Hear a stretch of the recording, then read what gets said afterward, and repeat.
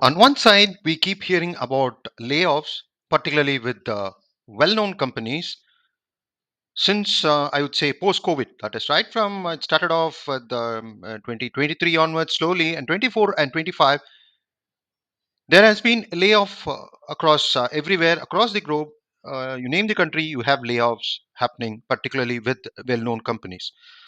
On the other hand, there are startups. I mean, in the startup also there is challenges. I mean, it 90% there are information. 90% of the startup doesn't go beyond maybe 3 years or 4 years. On the other hand, there are startup which has really grown very fast. Take for example Open AI.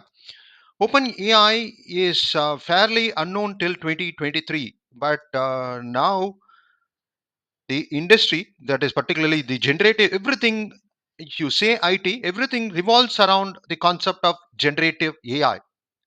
So that's where like some of them has grown, some of the startup has grown really well and really fast as well. There is exponential growth as well which is happening. But again, the point of this presentation is about this word called unicorn. You keep hearing this word in any of these startup called unicorn. This is fairly unknown about a decade back. Of course, it is, as I've indicated over here. Aileen Lee indicated this in 2013, and with just 39 of them was there. Again, if you look at in India itself, the Zomato or Swiggy or Byju's, Vedantu, the all the educational startups were pretty unknown in earlier time. And again, it is not about the profitability. It is all about attraction of the investors to the startup. So again, what is this unicorn? If you look at what is this unicorn, must exceed 1 billion typically through venture capital funding. So it should attract 1 billion in funding through valuation. It doesn't mean it should have an asset of 1 billion, because many people think it should have an asset of 1 billion. Again, those asset can be kind of a branding, it can build over the period of time.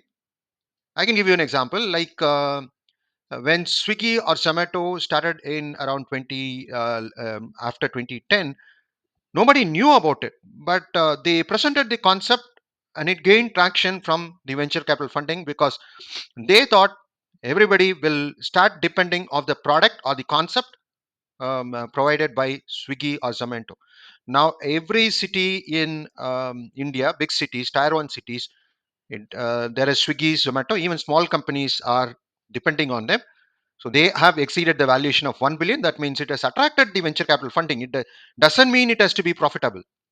Yes, so far, if you look at it, Flipkart had never, I don't think it has made a profit.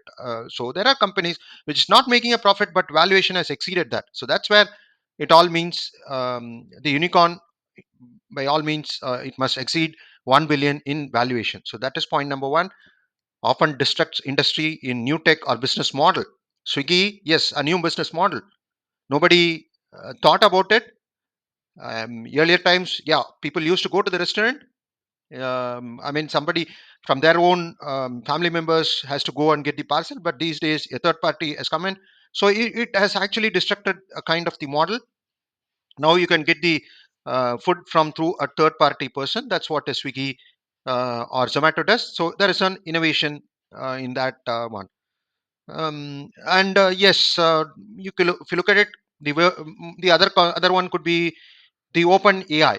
The coding is not good. Coding has been almost the same. The approach to coding, one need to be an expert coder in particular skill area, but not anymore. You can always depend on OpenAI to give you all the syntax, the coding provided. Once it is provided with a kind of a requirement, it can do the coding for you. But of course, you need to integrate it appropriately to test it. Otherwise, yes, there is a destruction which is happening, and that destruction, because of that AI, has been a layoffs happening. So that's where innovation is very important to disrupt the industry. Scalability, yes, potential to grow exponentially. Again, the example could be OpenAI. OpenAI, if you don't adopt OpenAI for your coding, yes, your days could be numbered as a programmer. You need to adopt to the changing technology of generative AI in coding as well, or the agentic AI. You need to depend on the agentic AI as well. So the scalability should exponentially grow. It should be far easier, though there could be an initial investment, but after the initial investment, the growth should be very fast without much investment. So scalability should be there. And number three is private ownership. It should not go into the stock exchange. It's a long drawn process, so it's private ownership. All this makes up a startup. There is different valuation. I mean, how the startup valuation is made, assigns value to the idea. That is what, even at the even before go to market, your value or idea could, or a prototype can fetch the valuation, because it might be there is no market now, but the idea could, if you can sell the idea, yes, it could exponentially, there could be a growth in the market. As an example, yeah, Swiggy, Zomato, way back in 2010, nobody knew about it, but now everybody uses it. So that's where the idea has a value. And similarly, the open EA also. Earlier it was totally unknown, but now everybody thinks that they need to be the part of the generative AI large language models. So these are the methods. Cost to duplicate. Suppose if you want to recreate, what is that amount it involves? Discounted cash flow, like what is the future value of that? So all this come together or put together makes up the valuation. So this is in a nutshell what is all about the unicorn. And valuation should exceed 1 billion. That is the point. And finally, if you look at the top countries by number in unicorn, remember this. The first slide, there were only 39 in 2013, when the unicorn name was coined. But now there are more than thousands of them within a matter of 10 years. So United States is on the top of the list, China, and then comes India. So this is growing, and this is one area where it is even the job market is attracting traction. I mean, the consultant, yes, no doubt, it's a kind sometimes. They are not able to sustain. Even layoffs happens there as well, in the unicorns as well. The ideal case could be Beijus, which happened recently. Layoffs do happen, but at the same time, the their salary structure is almost, once you reach that unicorn level, the salary structure could be as best in any of the industry giants could offer. Even more sometimes they offer. So that's where it is gaining attraction or traction by the consultant who want to get into unicorn. So these are the numbers about the unicorns by country, and India is said to be on the third largest unicorn. So this is just a presentation to know that what is all about unicorn. So we are in a situation that there are because layoffs, if you look at 10 years before, you would not have heard about layoffs in a well established company, whether it is Indian IT services or even product companies like Microsoft, or Google or Oracle or Intel.